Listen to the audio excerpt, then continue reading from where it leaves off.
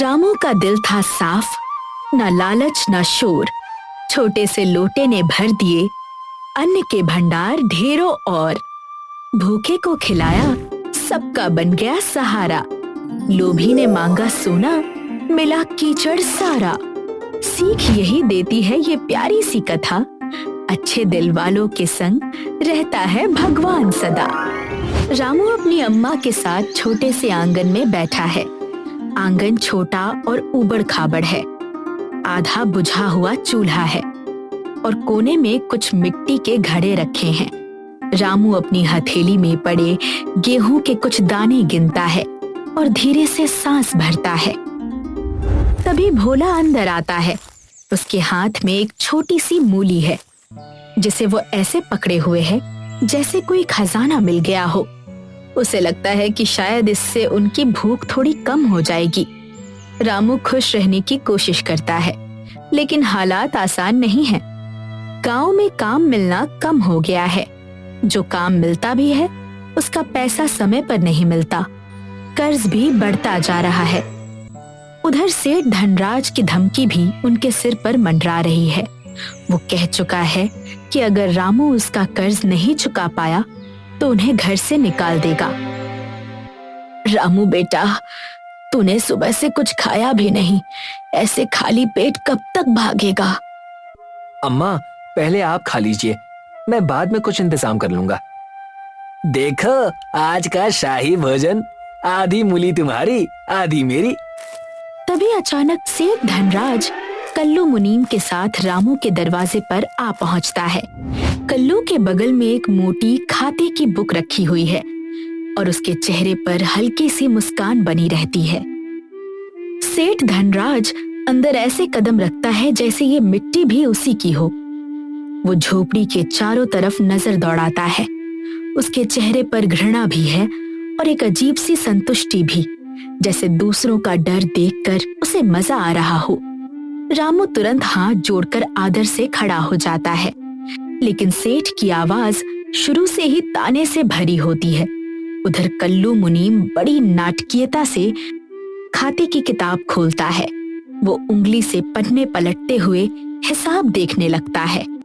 भोला हिम्मत करके रामू के पास खड़ा हो जाता है, जैसे उसकी रक्षा करना चाहता हो। लेकिन हर बार जब सेठ उसे घूर कर देखता है, उसकी हिम्मत थोड़ी और टूट जाती है। पीछे खड़ी अम्मा ये सब चिंता से देख रही होती हैं। क्यों रामू, मेरे पैसे कब चुकाएगा? सेठ जी, 2 दिन और दे दीजिए, मैं मेहनत करके आपका कर्ज चुका दूंगा। 2 दिन? सेठ जी, ये वही 2 दिन है जो पिछले 2 महीने से खत्म ही नहीं हो रहे। रामू, दया मैं मंदिर में करता हूँ, उधार के धंधे में नहीं। कल सूरज ढलने तक पैसे नहीं मिले तो ये झोपड़ी मेरी। सेठ जी, हम गरीब लोग हैं पर बेईमान नहीं, थोड़ा वक्त दे दीजिए। माई, मुझे आंसू नहीं, पैसे चाहिए।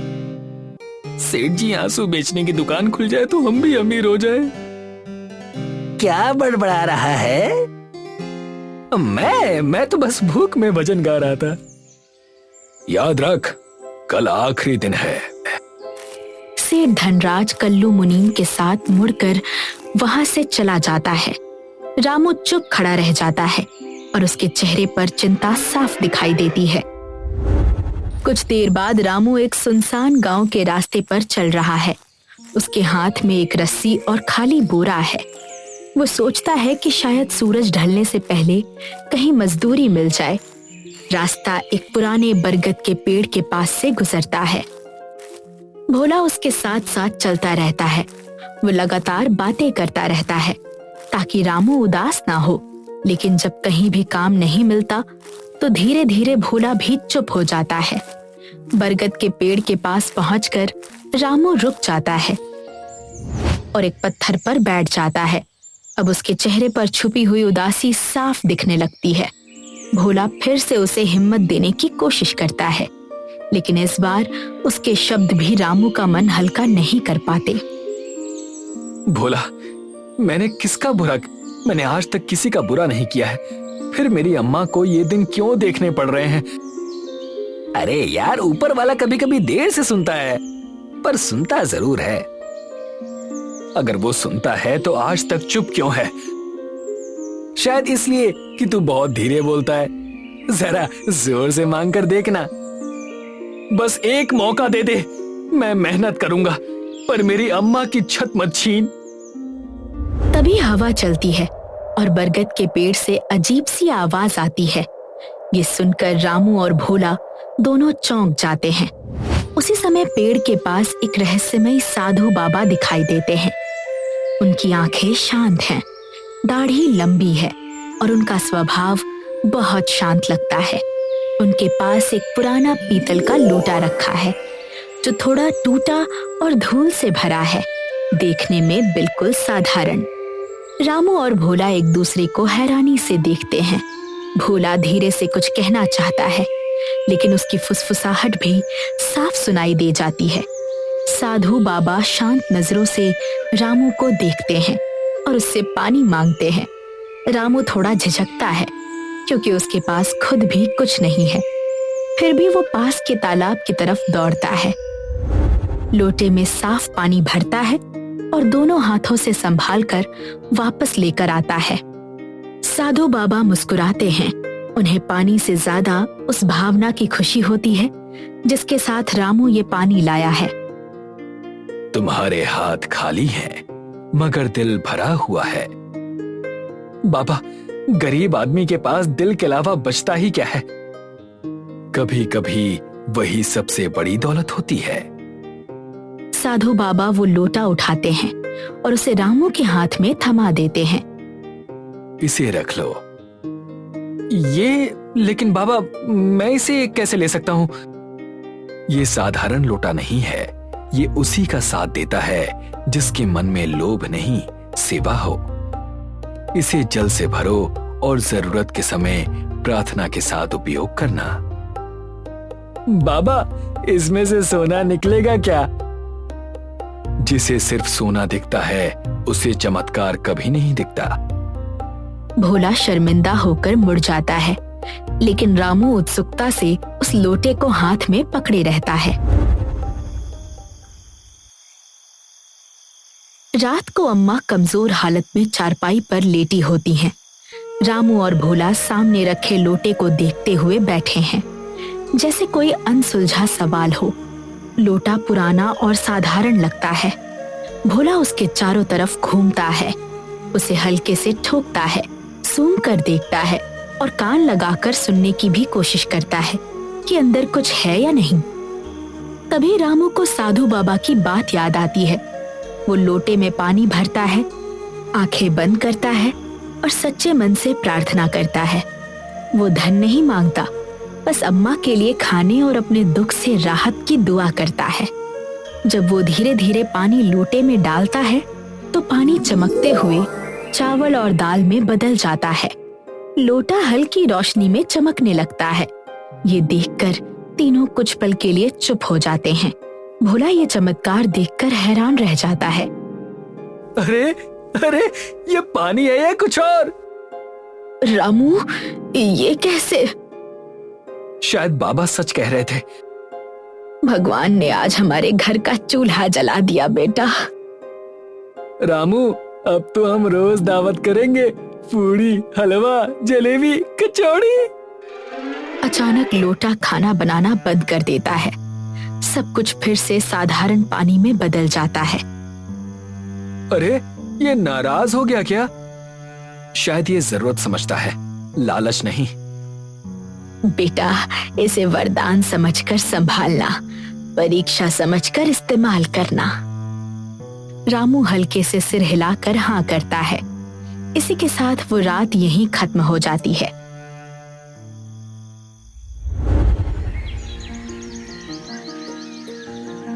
अगली सुबह एक नई ऊर्जा के साथ आती है।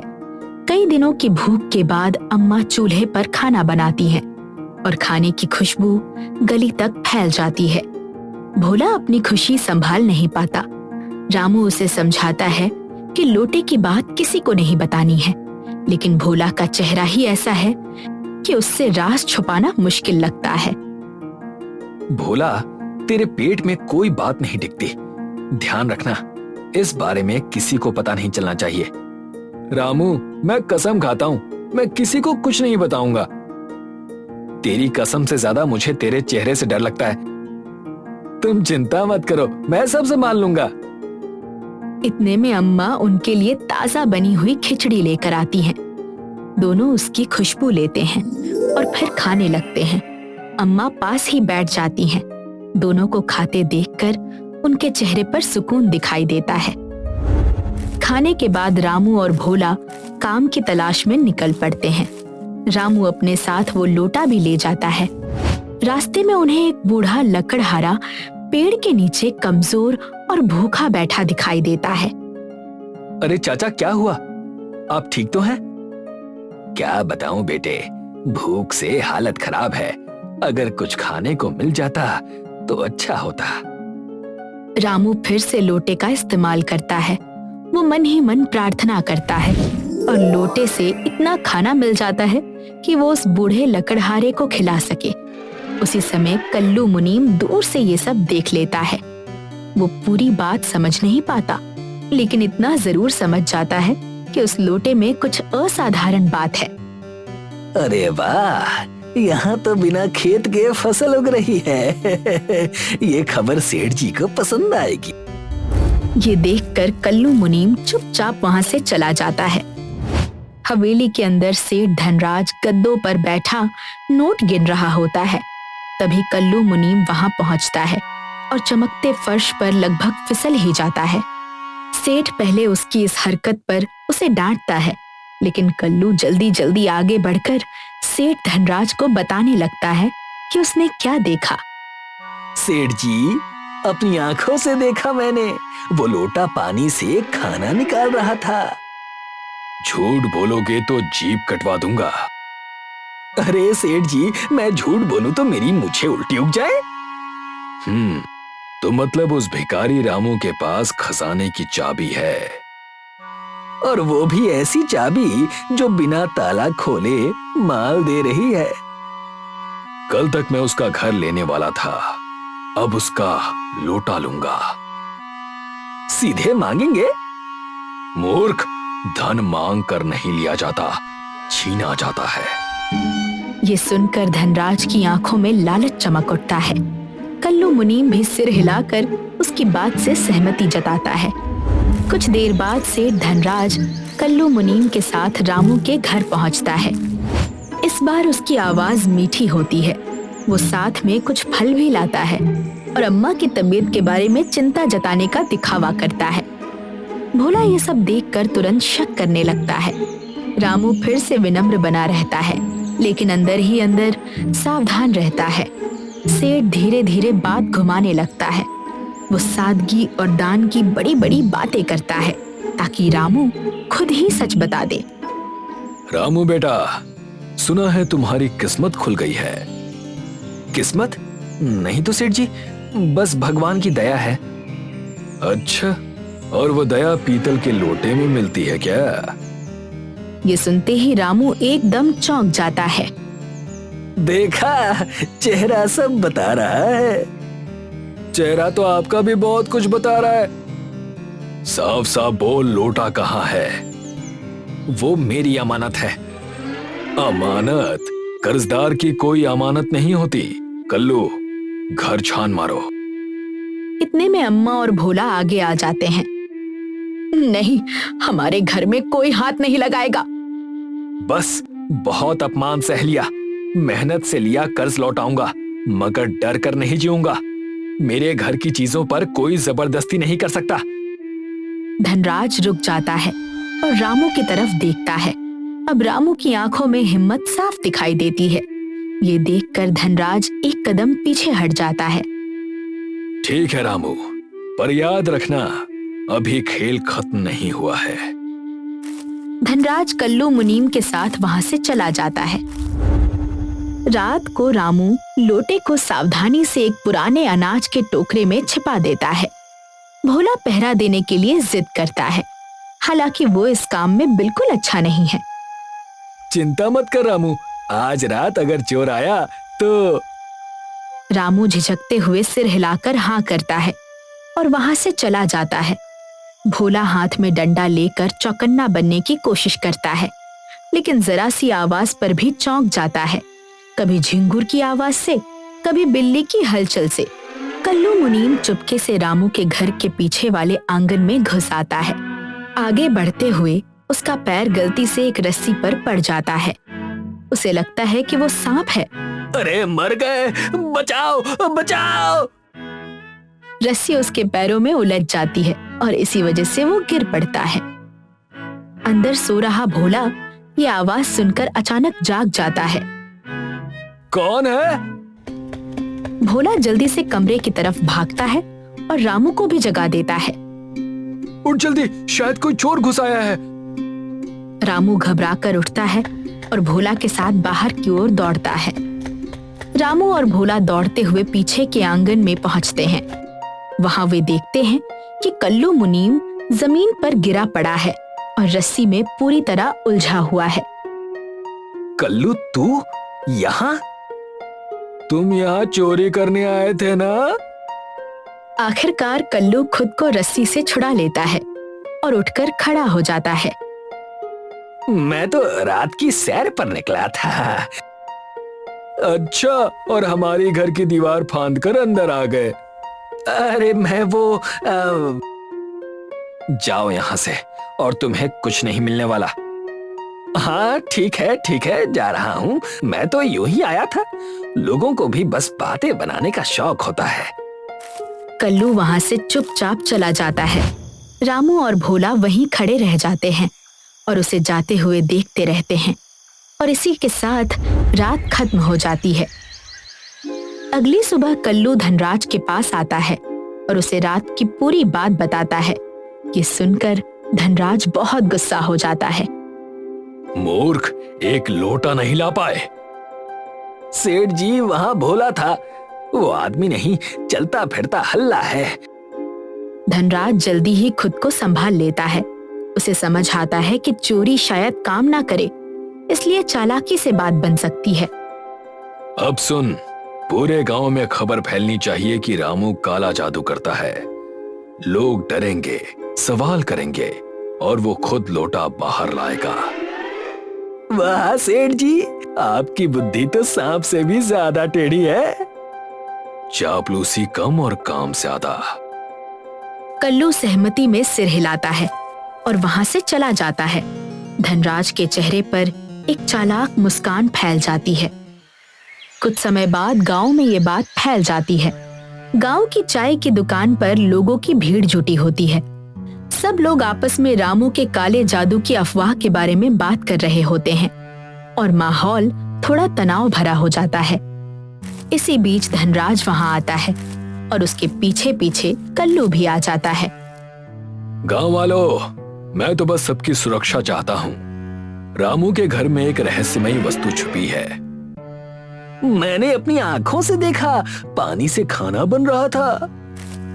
इसी बीच रामू, भोला और अम्मा भी वहां आ जाते हैं। तभी भोला आगे बढ़कर बीच में बोल पड़ता है।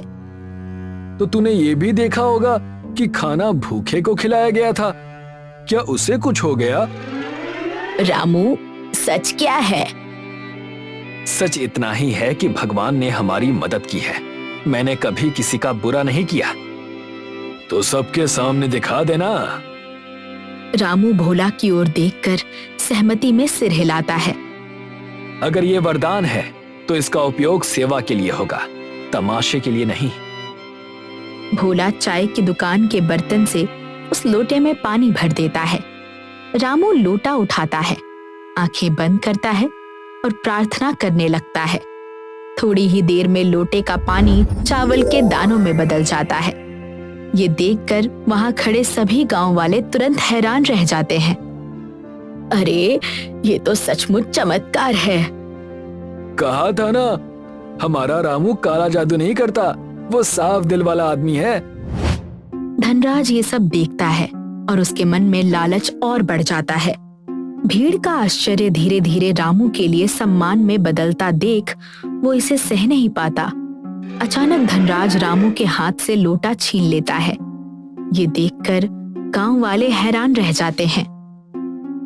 ऐसी शक्ति किसी गरीब आदमी के पास नहीं होनी चाहिए, बल्कि किसी ऐसे इंसान के पास होनी चाहिए जो इसे ठीक तरह से संभाल सके।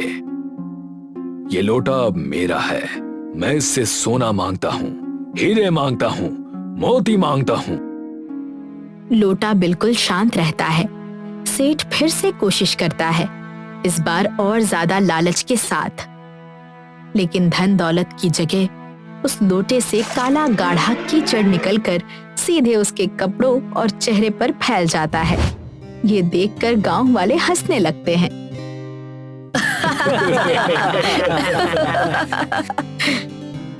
अरे वाह सेठ जी, सोना नहीं सीधा कीचड़ निकला। सेठ जी फिर से कोशिश कीजिए। लोटे, मुझे खजाना दे। लोटे से और कीचड़ निकलकर सीधे उसके चेहरे पर गिर जाता है। ये देखकर गांव वाले जोर जोर से हंसने लगते हैं।